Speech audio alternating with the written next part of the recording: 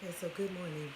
I just woke up and saw that Mr. R. Kelly, Robert Sylvester the Molester Kelly, has been indicted and turned himself in.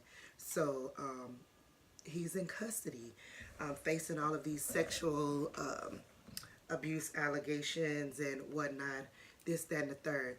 But what really struck me was that the Avenatti is saying that the videos are clear, so there won't be any corruption of any sort, like in the 2008 trial or whatever, when everybody was, oh, it wasn't me, or we can't really tell if that's him, or blah, blah, blah, whatever the case may be, or it was his brother, blah, whatever bull fuckery they was making up at the time that, actually got him acquitted or whatever, and not sentenced for those crimes.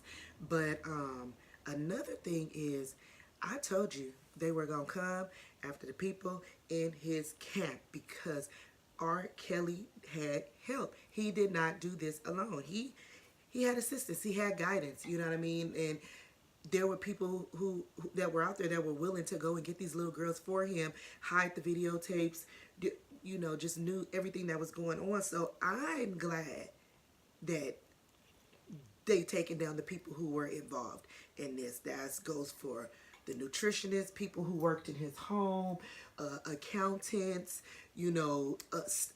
a multitude of staff members, and some people made the mistakes of doing interviews or whatever for people. So you've already incriminated yourself. You already said that you were aware what was going on, and you didn't see nothing wrong with it, or, it wasn't your place to say nothing, because you was trying to keep your coin. I get it. But they is coming for you. They is coming for you because you cannot aid and assist in child molestation over 2 decades. This is crazy. This is crazy. So, I'm just going to go ahead and just play like a couple of clips. Kim Foxx and from her the professional staff Avenatti press conference of this criminal prosecution, and I am highly confident, extremely confident, that at the end of this journey, R. Kelly will be convicted on multiple counts. Ms. Foxx, from the very first moment that I approached her in connection with the information that we had uncovered, has been nothing but dedicated and professional. She gave me her personal assurance the first time that I met her in person earlier this month that she was going to see to it that a fair and thorough investigation was conducted by her office, that they were going to be diligent and beyond thorough as it related to getting to the bottom of this evidence. And now he said diligent and thorough because they know that they fucked up the case prior to this, the 2008 case, the one that they waited like 5 or 6 years, for the girl to become of age, so that even if she did testify, the jury is looking at a young adult female versus a 14-year-old, coming in court saying, oh, this happened or this didn't happen or whatever the case may be. But nonetheless, she wound up not testifying because she was probably paid, to do so, because it's my understanding that she still had dealings with R. Kelly after the sex tape or whatever. So, I mean, this is crazy. Like, this is extremely crazy. Like, I already saw it coming down the pipeline because it was getting too much attention. And regardless if it was black girls or, pink and tan girls, you know what I mean? It was too much attention being brought to this particular case and this particular, situation or whatnot. So it was just a matter of time, before R. Kelly went to jail. Now, I told you in a previous video, I know I'm a nobody, but you should have watched my tape. You know what I'm saying? Because I told you to shut the fuck up. Keep your mouth shut, you know what I'm saying? And let them do their job. But they've been working on this, like, quietly and secretly since last year, like talking to ex-employees and talking to, victims. And I use air quotes not to say that they're not victims, but, just as an expression, talking to victims or whatnot. And, some people in his camp done squealed on him too, because it's my understanding that they've been around him or involved with him for like 20 years or so or something like that. And now they telling, which is smart. Let me tell you why. Because it was coming down the pipeline anyway. All these investigations were being done, by the FBI, by the RRS, by, Cook County, by all these different, police departments, because he lived in Chicago, he lived, he had stuff going on in New York, in Atlanta, like, so it was a multitude of agencies doing investigations or whatever on R. Kelly. So he was going to get popped somewhere. If it wasn't for this, it would have been for that. You know what I mean? Meaning, if it wasn't for the child pornography or child molestation or, engaging in illegal sexual conduct with minors, he was going to get caught up on tax evasion. Like, they was going to do something to pin him down and hold him so that they could secure, a proper indictment for these child abuse allegations that have been stemming for over the past 20, 25 years. Like, I mean, somebody poor could not have gotten away with this. And for you people who say, like, oh, why they wait so long to come and this and this and that, and why they didn't charge him back then, because R. Kelly even said that himself. Oh, they should have got me 30 years ago. Big mistake. Shut the fuck up. I tell my kids all the time, shut the fuck up. Sometimes you ain't always got to be talking all the goddamn time, especially when your ass is in trouble. When you in trouble, shut the fuck up, process, and think about what your next, conversation or what your words are going to be. Because sometimes we be so emotional, so angry or whatever. We just say shit that incriminate us. But anywho, like the people who are saying, oh, they should have did this a long time ago. And, I read all these messages, because I follow like Tanya TKO and Unwind with Tasha K, because they be having all the tea, you know what I'm saying? And I be there for it, when I'm not working, because I got all these kids and a whole bunch of jobs. But, people be saying some stupid ass shit. Oh, them girls was fast. Oh, they was going over there. And I do agree with, knowing right from wrong as a teenager, because I knew right from wrong. And I had crushes on older men, but I knew not to go to their motherfucking house and be trying to get jiggy with their ass either. Okay? And on top of that, they knew I had crushes on them and they never messed with me because they were grown ass men. So with that being said, that don't make no damn sense. Like, we're not going to keep on blaming the victims, and we got to do better as black women. Like, these little girls is out here, being engaged by these older men. You can't always just blame them. Like, these older men got to stop trying to get with these young girls. And young girls just, it's okay to be a teenager, be a kid, date boys your age, a few years older or whatever. It's no problem. I say anything, if you 16, 17 and you dating a 19-year-old, for me personally, that's not a problem. You know what I'm saying? That's not a problem, because you could have been in high school with that boy. You could have been 15. He could have been 17, 18 in high school. Y'all could have started a relationship then, and then it carried on into him graduating and you still being in school. So with that, I don't really have a problem with. Now, a 17-year-old and a 21-year-old, that's different, because a 17-year-old can't go to the club, can't drink, can't legally consent to do a lot of things, but a 21-year-old can, even though they close in age and close in proximity. Once you turn 21, it's like, okay, you got to kind of like turn a light on there and be like, okay, this might not be cool or whatever. Like, I can't even take my chick to the club, or if it was vice versa, whatever the case may be.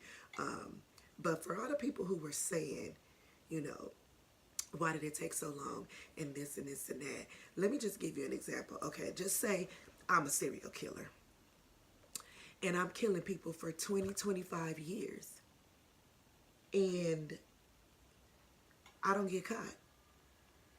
But I keep getting arrested because they think I'm the killer. But they don't have enough evidence to formally, well, they can formally charge me, or they might have probable cause to bring me in or whatever and detain me for the time being. But if they don't have enough evidence or they don't have witnesses because I killed them, nobody that got away, because I didn't get sloppy or whatever, I just chopped everybody up, boom, boom, boom, boom, boom, shot their ass up. So it's no victims to come and say, and they don't have any DNA evidence to tie me to the crime scene or whatever the case may be. And I've been killing for 25 years and I've been getting away with it, and I'm going out every night like, yep, I'm about to kill me another motherfucker because these dumbass police, they ain't even catching me. And then I got my little team like going to get people for me to kill, you know what I'm saying, bringing me in or whatever, like, yeah, go get that person, go get that dude, I'm about to kill him, you know what I'm saying, black widow spider his ass or whatever the case may be. That don't make me no less guilty. I'm still a killer. I've been getting away with the killers, the police. I've been slipping, through the cracks or whatever. They own to me, but they don't have enough to really get me. That doesn't make me no less of a killer. That don't make the people that I killed stupid because they got caught up in whatever I had going on. My team going to get them, or them coming over there when they didn't even know me, or getting in my car or whatever when they didn't even know me, or because I offered them food or whatever. It doesn't motherfucking matter, people. If I've been killing people for 25 years and I kept slipping through the fucking cracks and they've been investigating me all these years because they've been trying to find something that was going to eventually lock in or tie me down or tie me to these killings, then they supposed to come get my ass, whether it's 15 years later, 25 years later, 30 years later. It doesn't matter. If you are a killer, there's no statute of limitations on when they gonna pop your ass. Just know you gonna get popped. Same thing goes with a serial child molester. You've been doing this stuff all of these years, and they haven't been able to really tie you down, even though you were connected, to these particular specific crimes or whatever. But you don't have people who want to tell on you. You got little girls that are in love with you. You don't have, your staff is, providing themselves like a guard or a shield, some sort of wraparound team or whatever to make sure that you don't go down. They hiding evidence. They helping you secure these young girls or whatever. So they have an interest, a vested interest in what's going on. So if you get in trouble, then that means they get in trouble. So of course they're not going to tell on you, because they let themselves get too involved and too deep in the shenanigans and the foolery that was going on, that they couldn't backpedal. But the people who turned on him and told, kudos to you, because had you not, your ass was going down too. So you better had turned state evidence or whatever the case may be. Save yourself. Fuck that, because I ain't going to jail for a motherfucker, okay? And everybody know I don't have no motherfucking problems with coming to your house, protecting my kids, doing whatever needs to be done to protect my kids. Now, as far as an attorney said on this press conference too, that everybody who had something to do with it, he will not rest until he comes after all of you guys. So this could be parents, because some of y'all, I'll say it again, y'all allowed y'all kids to go off with the molester. Like, you guys allowed this, be it for fame, be it for money, be it for whatever reason. You just wasn't tough enough to tell your kids hell no. Because like I said in previous videos, I told my daughter when a celebrity was trying to talk to her or engage her, she was 16, hell no.